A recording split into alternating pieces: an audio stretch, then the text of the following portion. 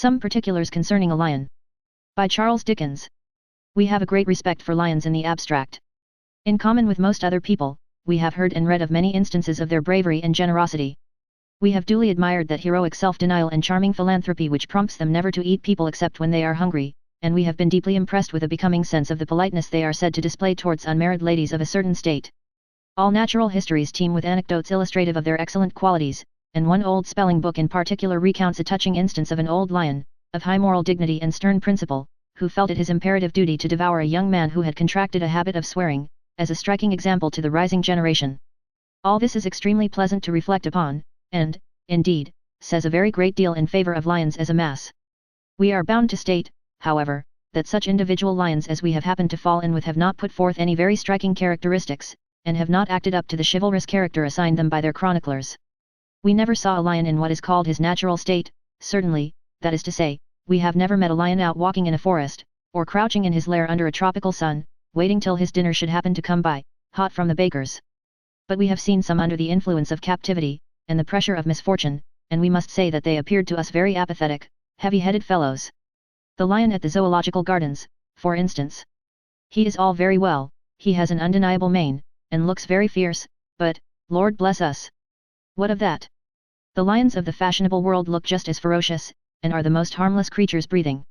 A box lobby lion or a Regent Street animal will put on a most terrible aspect, and roar, fearfully, if you affront him, but he will never bite, and, if you offer to attack him manfully, will fairly turn tail and sneak off. Doubtless these creatures roam about sometimes in herds, and, if they meet any especially meek-looking and peaceably disposed fellow, will endeavour to frighten him, but the faintest show of a vigorous resistance is sufficient to scare them even then. These are pleasant characteristics, whereas we make it matter of distinct charge against the zoological lion and his brethren at the fairs, that they are sleepy, dreamy, sluggish quadrupeds. We do not remember to have ever seen one of them perfectly awake, except at feeding time. In every respect we uphold the biped lions against their four-footed namesakes, and we boldly challenge controversy upon the subject. With these opinions it may be easily imagined that our curiosity and interest were very much excited the other day, when a lady of our acquaintance called on us and resolutely declined to accept our refusal of her invitation to an evening party, for, said she, I have got a lion coming. We at once retracted our plea of a prior engagement, and became as anxious to go, as we had previously been to stay away. We went early, and posted ourselves in an eligible part of the drawing-room, from whence we could hope to obtain a full view of the interesting animal. 2 or 3 hours passed, the quadrilles began, the room filled, but no lion appeared. The lady of the house became inconsolable, for it is one of the peculiar privileges of these lions to make solemn appointments and never keep them, when all of a sudden there came a tremendous double rap at the street door, and the master of the house, after gliding out, unobserved as he flattered himself, to peep over the banisters, came into the room, rubbing his hands together with great glee, and cried out in a very important voice, My dear, Mr., naming the lion, has this moment arrived. Upon this, all eyes were turned towards the door, and we observed several young ladies, who had been laughing and conversing previously with great gaiety and good humour, grow extremely quiet and sentimental, while some young gentlemen, who had been cutting great figures in the facetious and small-talk way, suddenly sank very obviously in the estimation of the company, and were looked upon with great coldness and indifference. Even the young man who had been ordered from the music shop to play the pianoforte was visibly affected, and struck several false notes in the excess of his excitement. All this time there was a great talking outside, more than once accompanied by a loud laugh, and a cry of "Oh! Capital! Excellent!" from which we inferred that the lion was jocose, and that these exclamations were occasioned by the transports of his keeper and our host. Nor were we deceived, for when the lion at last appeared, we overheard his keeper, who was a little prim man, whisper to several gentlemen of his acquaintance, with uplifted hands, and every expression of half-suppressed admiration, that, naming the lion again, was in such cue tonight. The lion was a literary one. Of course, there were a vast number of people present who had admired his roarings, and were anxious to be introduced to him, and very pleasant it was to see them brought up for the purpose, and to observe the patient dignity with which he received all their patting and caressing.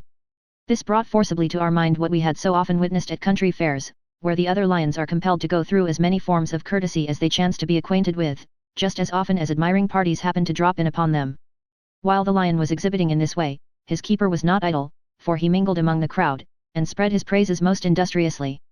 To one gentleman he whispered some very choice thing that the noble animal had said in the very act of coming upstairs, which, of course, rendered the mental effort still more astonishing. To another he murmured a hasty account of a grand dinner that had taken place the day before, where 27 gentlemen had got up all at once to demand an extra cheer for the lion, and to the ladies he made sundry promises of interceding to procure the majestic brute's sign manual for their albums. Then, there were little private consultations in different corners, relative to the personal appearance and stature of the lion, whether he was shorter than they had expected to see him, or taller, or thinner, or fatter, or younger, or older, whether he was like his portrait, or unlike it, and whether the particular shade of his eyes was black, or blue, or hazel, or green, or yellow, or mixture. At all these consultations the keeper assisted, and, in short, the lion was the sole and single subject of discussion till they sat him down to whist, and then the people relapsed into their old topics of conversation, themselves and each other. We must confess that we looked forward with no slight impatience to the announcement of supper, for if you wish to see a tame lion under particularly favourable circumstances, feeding time is the period of all others to pitch upon. We were therefore very much delighted to observe a sensation among the guests, which we well knew how to interpret, and immediately afterwards to behold the lion escorting the lady of the house downstairs. We offered our arm to an elderly female of our acquaintance, who, dear old soul, is the very best person that ever lived, to lead down to any meal, for, be the room ever so small, or the party ever so large, she is sure, by some intuitive perception of the eligible, to push and pull herself and conduct her close to the best dishes on the table. We say we offered our arm to this elderly female, and, descending the stairs shortly after the lion, were fortunate enough to obtain a seat nearly opposite him. Of course the keeper was there already. He had planted himself at precisely that distance from his charge which afforded him a decent pretext for raising his voice, when he addressed him, to so loud a key, as could not fail to attract the attention of the whole company, and immediately began to apply himself seriously to the task of bringing the lion out, and putting him through the whole of his manoeuvres. Such flashes of wit as he elicited from the lion! First of all, they began to make puns upon a salt cellar, and then upon the breast of a fowl, and then upon the trifle, but the best jokes of all were decidedly on the lobster salad, upon which latter subject the lion came out most vigorously, and, in the opinion of the most competent authorities, quite outshone himself. This is a very excellent mode of shining in society, and is founded, we humbly conceive, upon the classic model of the dialogues between Mr. Punch and his friend the proprietor, wherein the latter takes all the uphill work, and is content to pioneer to the jokes and repartees of Mr. P himself, who never fails to gain great credit and excite much laughter thereby. Whatever it be founded on, however, we recommend it to all lions, present and to come, for in this instance it succeeded to admiration, and perfectly dazzled the whole body of hearers.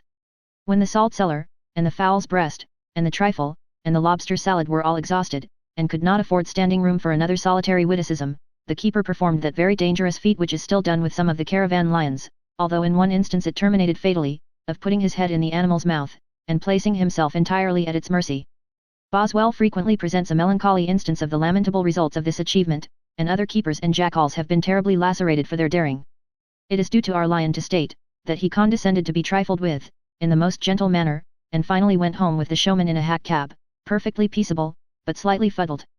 Being in a contemplative mood, we were led to make some reflections upon the character and conduct of this genus of lions as we walked homewards, and we were not long in arriving at the conclusion that our former impression in their favour was very much strengthened and confirmed by what we had recently seen. While the other lions receive company and compliments in a sullen, moody, not to say snarling manner, these appear flattered by the attentions that are paid them, while those conceal themselves to the utmost of their power from the vulgar gaze. These court the popular eye, and, unlike their brethren, whom nothing short of compulsion will move to exertion, are ever ready to display their acquirements to the wondering throng. We have known bears of undoubted ability who, when the expectations of a large audience have been wound up to the utmost pitch, have peremptorily refused to dance, well-taught monkeys, who have unaccountably objected to exhibit on the slack wire, and elephants of unquestioned genius, who have suddenly declined to turn the barrel organ, but we never once knew or heard of a biped lion, literary or otherwise, and we state it as a fact which is highly creditable to the whole species, who,